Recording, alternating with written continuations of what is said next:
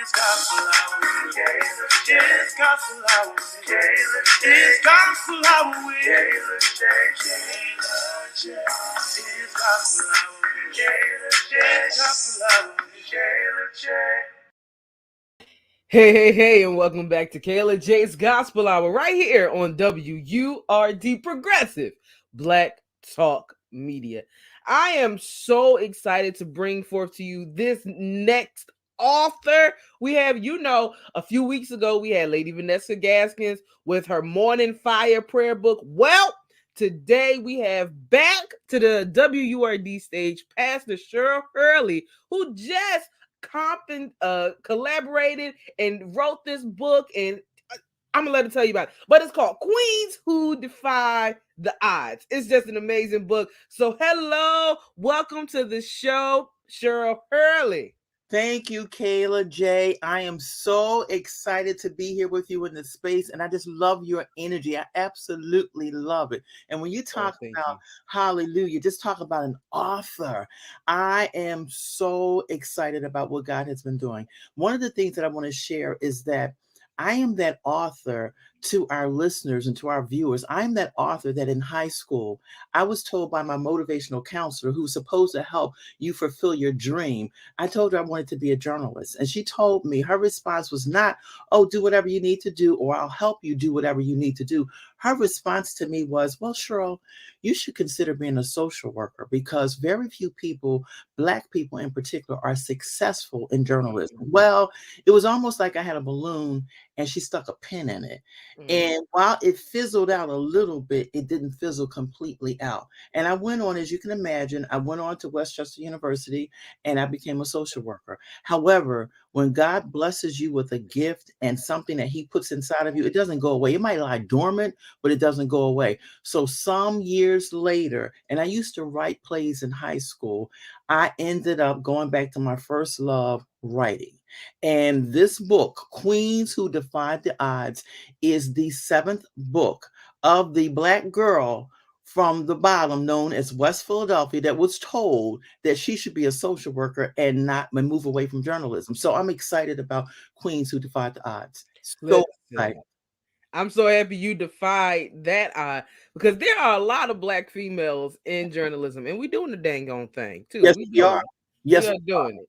So tell us a little bit about the book. What made you write it? What can people expect once they pop this baby open? Well, let me tell you something. When pandemic struck, prior to pandemic, I was doing some consulting work in an educational platform, going in Chester County, working in Bucks County, and so forth.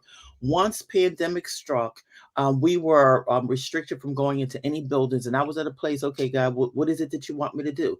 He said, "Well, I have been gnawing at you about this particular project," and he said, "Now it's time to launch the project." So, Queens Who Defied the Odds came from a vision. Whereas oftentimes, as one of many phenomenal leaders, whether we're in journalism, whether we're in healthcare, whether we're in finances, whatever it is that we're doing, a lot of times people look at leaders or people that they see or perceive as successful, not just in a work perspective in terms of business, but even in life. And they say, wow, things are going really great. And they never understand that there's a backstory. And what the Queens Who Defied the Odds does, I was charged with finding these women and putting out an author's call of women who had not only survived some form of adversity, because adversity comes in many different shapes and forms. Like, people think they just went through. It can come from abandonment. It could come from abuse. It could come from loss. It could come from health crisis. It could come from financial downswing. It can come from a lot of different places. But nevertheless, I actually was led to certain women who I knew had a story, and I was led to them divinely so to reach out to them to ask them if they would be able or be willing to tell a story, not of just surviving from what they went through, but how they're thriving in life. So I did that, and not only did I do that, I was given 25 categories to kind of put out there, and I put forth an author's call, and I promoted it on social media. Within 3 days, Kayla J, I had 23 authors who signed off on the dotted line. And when God tells you to do something, especially something that you've been gifted to do, then you put it out there. It was just like that. To this day, I have a waiting list because there will be a Queens Who Defied the Odds book 2, because I had a waiting list because I could not go more than 23. So I ended up fulfilling and moving forward with this assignment, with this project, with 21 phenomenal authors. And when I tell you phenomenal, their stories are impactful, because if you look at them today and you read their stories, you would have never known that they went through what they went through. And that's what I wanted to be a part of, a movement that encourages women, no matter what you go through, you can rise above it. Because we all talk about resiliency, but what does resiliency look like in action? It looks like you went through what you went through, but rather than stay stuck there, you defied the odds that were against you with a support system, whatever supports you needed to kind of move past it. So that's the heart of Queens Who Defied the Odds. And when I tell you there are some phenomenal women, then these women are doing the thing. When I tell you, moving from executive director positions, thriving in their life, conquering health challenges. One of our queens just now won a political office in Delaware County. I'm just so excited about it. And that's what her chapter is about. So these women who wrote chapters, a lot of stuff that they wrote about, they're either walking into it now or they were right in the tip of it, but they're thriving. They're thriving like you could not believe. Yeah. That's amazing to hear. This book, this compilation of stories, Yeah. I'm pretty sure that it was most likely encouraging to you. So I want to ask you this question. In going through the book and getting all these stories, and I'm really excited to hear that there's a part 2 coming. Yes. What was maybe one of the biggest inspirational stories that you saw in the book? I would have to say, Kayla, one of the things that was so exciting for me is that I had 21 stories. And when my publisher sent me the manuscript and she said, Cheryl, here's the manuscript so I could take a look at it before it went to print. When I got it, it must have been 1:00 in the morning. Well, I was reading well into the next day because I was just so engrossed, like chapter after chapter after chapter. When I tell you that each one of them, it is hard for me to define one chapter because they were all so powerful. What was so powerful to me was the fact that each of these women, not one of them, they went through some adverse stuff that if you would look at them, because see, I know them, some of them I didn't know before, but I know them now. But the ones that you look at them now and you read their stories, you're like, you didn't go through that. And that's what I wanted people to see, because a lot of times people look at things because we get stuck in comparisons. We compare ourselves to other people. We compare ourselves to people's situations without knowing their backstory. And that's what I wanted to be exposed. Like you had people who've gone through, one of the women, she's a paraplegic. You would never know when you read her story. This woman has completed her undergrad and is starting seminary school in January and writing another book. And I'm like, who would have ever thought? Challenges with their writing, challenge with the movement. Like these women didn't let anything defy them. I mean, from losses of husbands, losses of children, unfair incarceration. You name it. You're like, oh my God, mental health challenges, emotional challenges, the real stuff that people are dealing with in this day that people don't talk about. Molestation. I mean, you name it. They open it up and they put the story out there. And that's what I wanted to happen, for people to read the stories and they are not ashamed about it. I mean, they unapologetically own their stories. That's why I call them queens who defied the odds, because it takes courage and it takes boldness to be able to tell your story and keep your head up and be proud of it and own it. And they own their stories. So I'm just so excited. So there's not just one, because I tell you every last one of them. And you know, Robin Shine Maddox is one of the authors. And I tell you her story, powerful story. Powerful story. You look at what she's doing. We had an opportunity to work together on one of her projects a couple weeks ago. When you this woman, she's doing just that. That shine is her thriving through all that she went through. And not only is she thriving, she's helping other women do the same thing. So I'm excited about it. Oh, I'm excited about it. And yes, there's going to be a book too. Listen, I'm excited about it. I want to go back a little bit to that part where you're saying it takes boldness and courage to tell the story. So what do you believe it takes to define the odds? In order to define the odds, is that it's a willingness to look at all the things that came against you. What do those odds look like? And when you begin to look at those odds and you hold your hand up, it's like it was this, it was this, it was this, it was this, it was that. But defying it means that I'm going to rise above it. And if I could create an image, I see queens as diamonds. If you can imagine some rocks and some soil and some dirt, and it just looks horrible.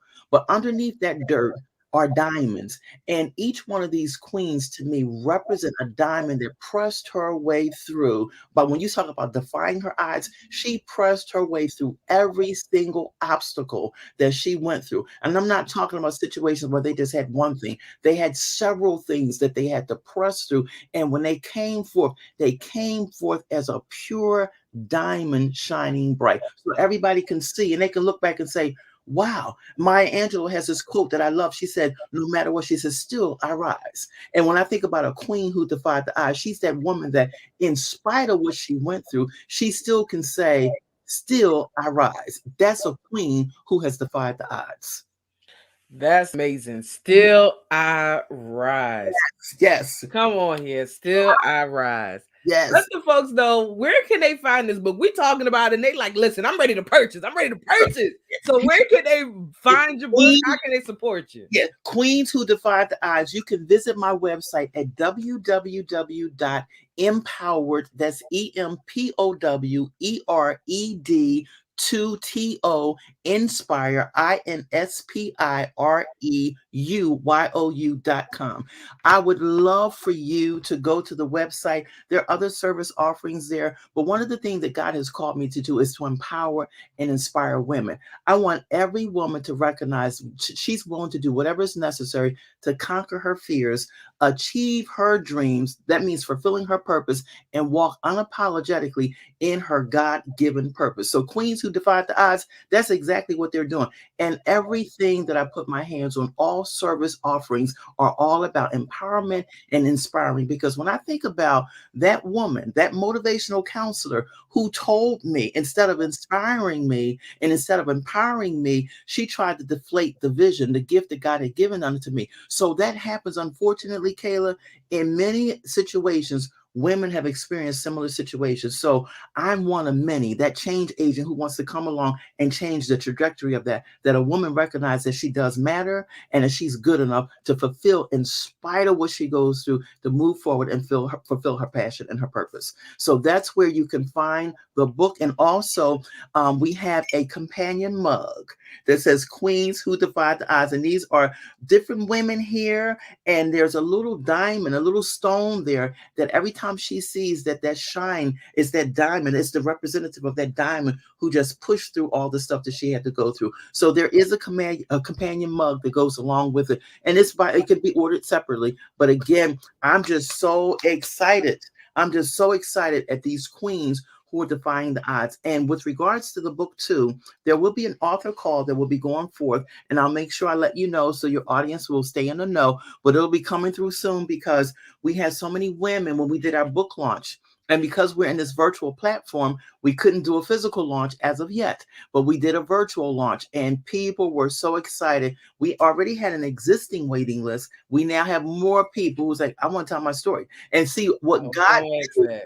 He used this as an opportunity for women to recognize, I need to own my voice. I need to own my voice. So I created actually a social media. I have a Facebook group called Queens Who Are Defying the Odds. So therefore, if anybody cares to join it, they can just go to Facebook, go to Queens Who Are Defying the Odds, and they will be invited. They can request to be signed up into the group, and we will admit them. And unfortunately, because of a lot of things that's going on today, we actually have to approve people to become members. But we want it to be a community where women are owning their voice. They have a support system in place, and they're encouraged in the midst of everything that they're doing.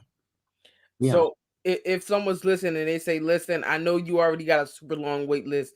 I want to join that wait list. How do they get in contact, or how do they join that wait list to be an author in Queen Defying the Odds Volume 2 and 3? That's right. Speaking, because see what happens is I'm telling you, Kayla, I love your energy because it's a very progressive. I love the way you think. Anybody who's interested in getting on that waiting list, and I'm going to add your name to it. Well, you already have my email address. You can email me at thrive, THRIVE, at empoweredtoinspireyou.com.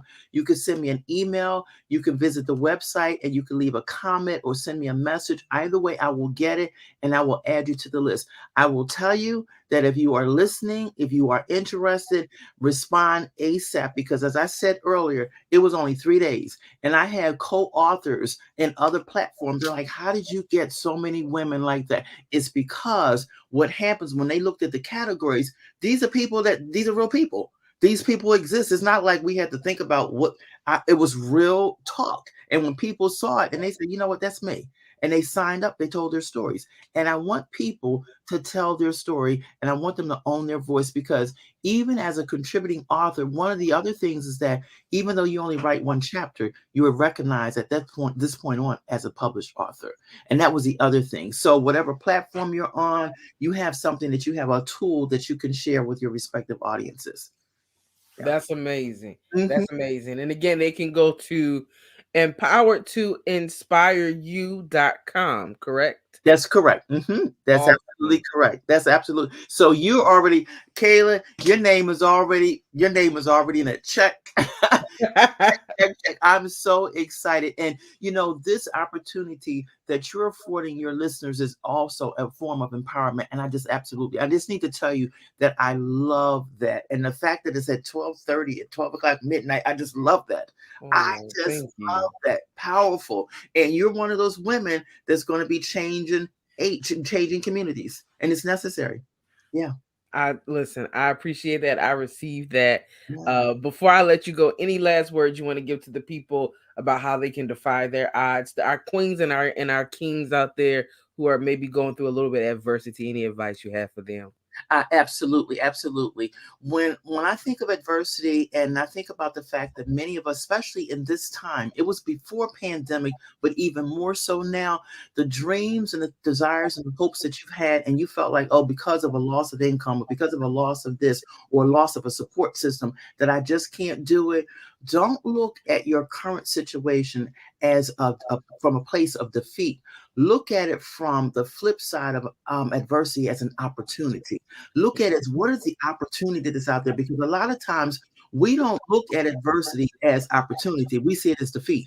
But if we change and shift the lenses and look at them through the lens of opportunity, we would be surprised at what lies on the other side of our go through. So I would say, be encouraged, hold on to your dreams. As an encourager, as a life coach, if you feel like you need some additional support, some encouragement, some motivation, hit me up at Empowered to Inspire You, because that's exactly what I do. Help women conquer their fears, achieve their dreams, and walk unapologetically and uniquely so in their God-given purpose.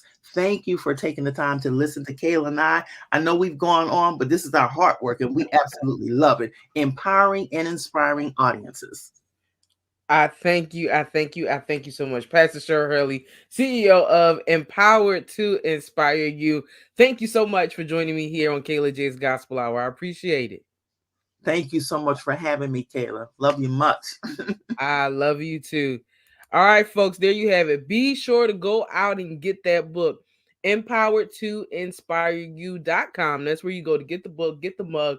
Let's make sure our women, our men, our children are empowered and that they are defeating the odds. I'm Kayla J. This is my Gospel Hour right here on WURD, Progressive Black Talk Media. Let's get right back to the music.